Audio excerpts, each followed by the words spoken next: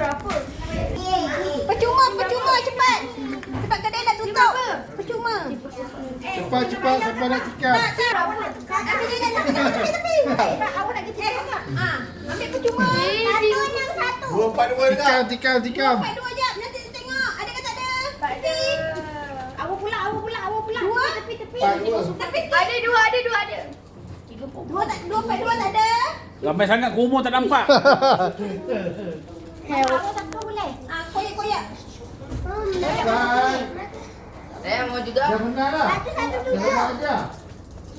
Dah. 104. Yang tadi nombor kamu yang Mimi kamu. Kumur sangat. Nampak? 304. 304 tak dapat.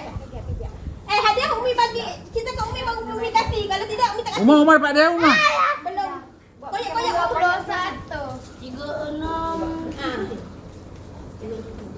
126. Ni apa 61 ke 19? 19. 126. 18.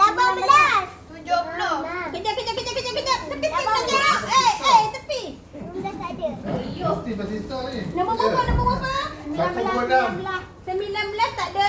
17. 19 tak ada. 90. Pacu nombor apa tadi? 126. Nanti 26. 90. Tak ada 90. Pun dalam depan. 130. Kena cabut berapa seorang? Mana pun boleh. Cabut berapa seorang? 10.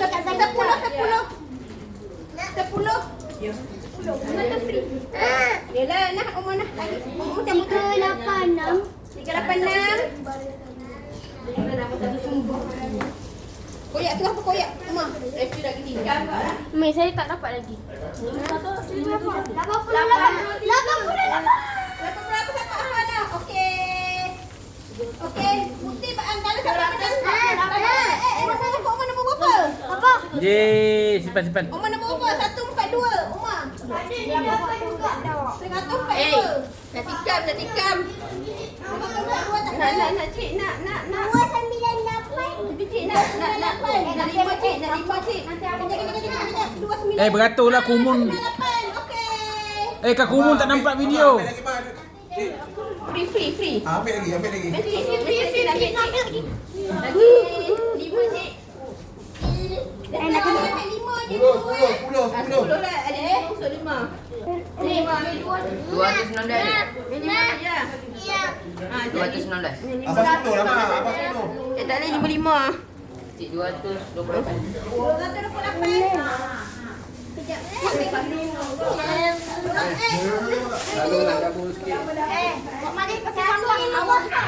Nanti awak pakai sampah lu. Nanti. Dia abang dia. Eh, 166 cik. Abang dia kata